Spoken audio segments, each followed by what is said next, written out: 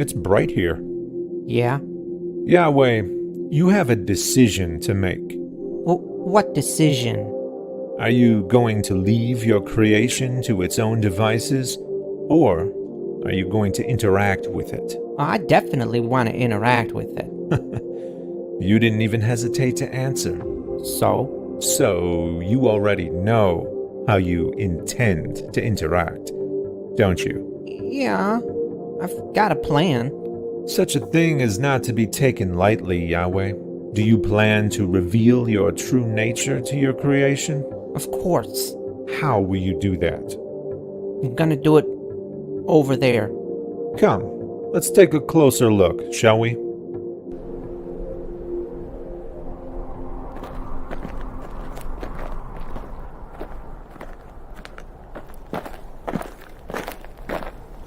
Here. Here? Only here? Yeah. This general area. This is where I'm gonna reveal myself to my chosen people. And give them my commands. I see. And what will be your goal in doing this? To be loved and It's okay. You can tell me. and worshipped, And if they don't? then they'll perish. Yahweh, follow me.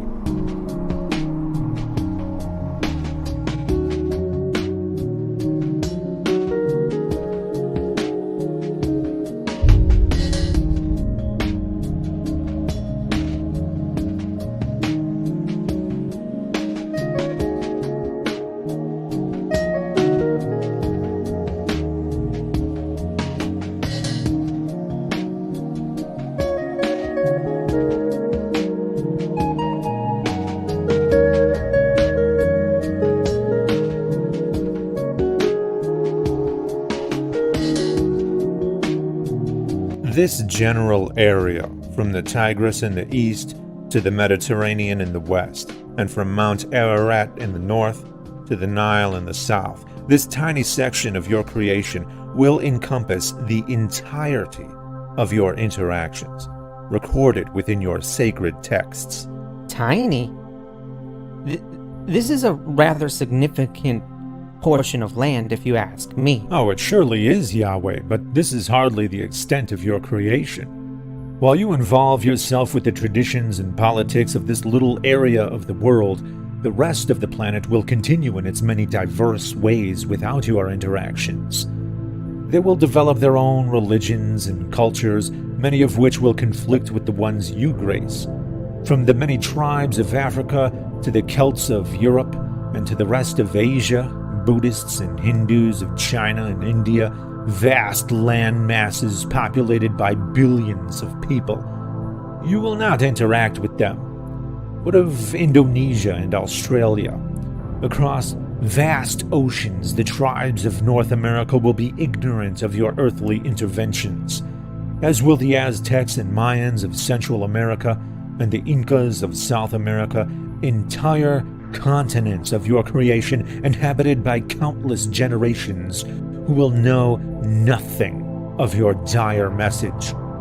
In fact, they'll each invent their own versions of gods who will echo their specific cultural values, no differently than your chosen people will echo yours, so you will seem like just another invented god, sharing the same cultural values as the people in the one area with which you will interact. That is a significant coincidence, Yahweh, for as some will eventually notice, gods always behave like the people who create them. So, you think I should just go around revealing myself to all these civilizations? Go around? No, Yahweh, you're omnipresent, so you're already among them. Always. Why remain hidden to those in South America but not to those in the Middle East? Why would mere geography affect an omnipresent God's interaction with his creation? Geography should only affect man-made gods. Given your plan here, I'm beginning to wonder why any human beings should exist beyond the Middle East at all. Come with me, Yahweh. Let's look at the bigger picture. Around half of the people on Earth will eventually develop religions based on your existence, and those religions will violently conflict with each other.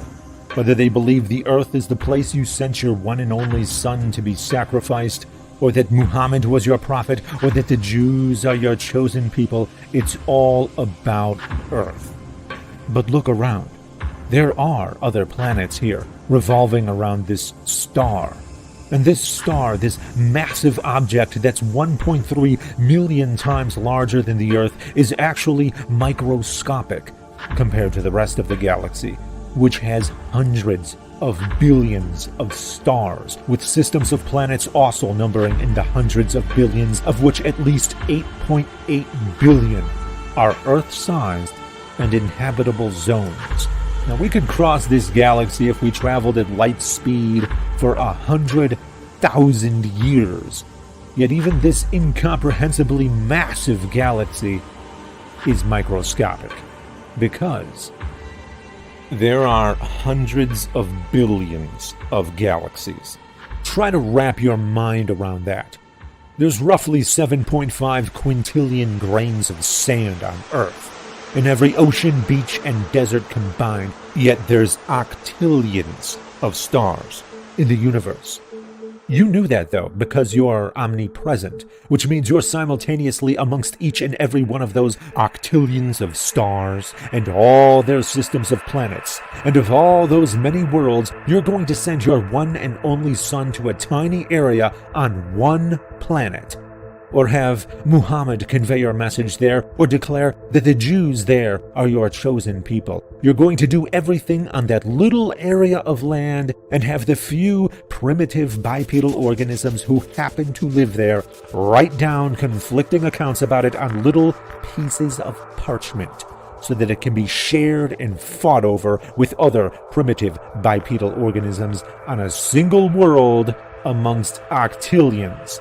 That will be the extent of your sacred recorded interactions with this massive creation.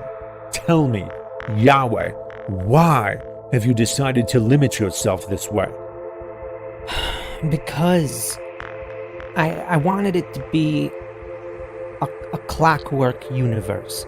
You see how precise it is? It all runs automatically. If I wanted to do that, then this is how it needs to be. But you're God. Yeah? So? You have unlimited power, so you need the universe to run automatically to what end?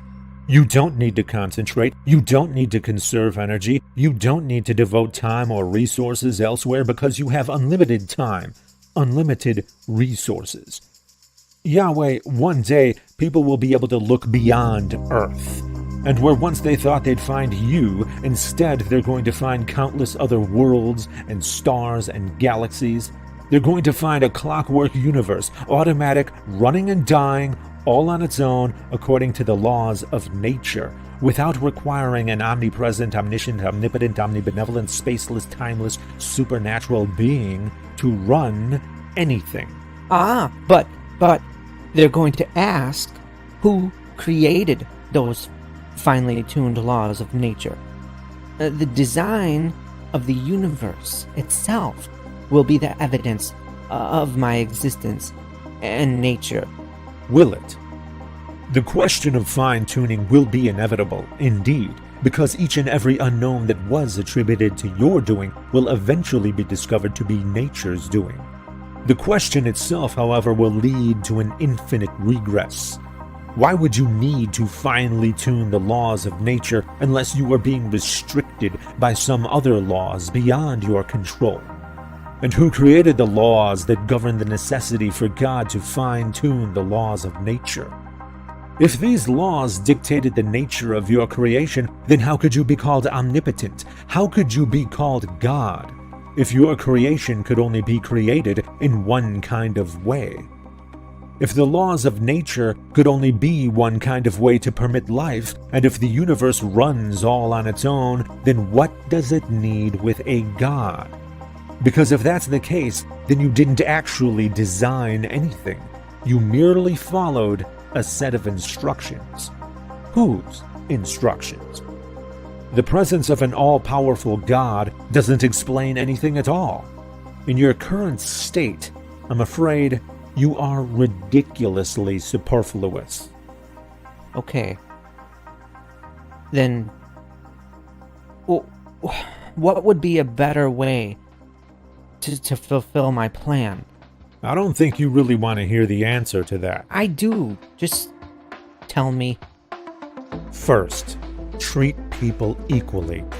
Do not have a chosen people and do not rely upon flawed human beings to spread your message, for they will corrupt it to achieve their own ends.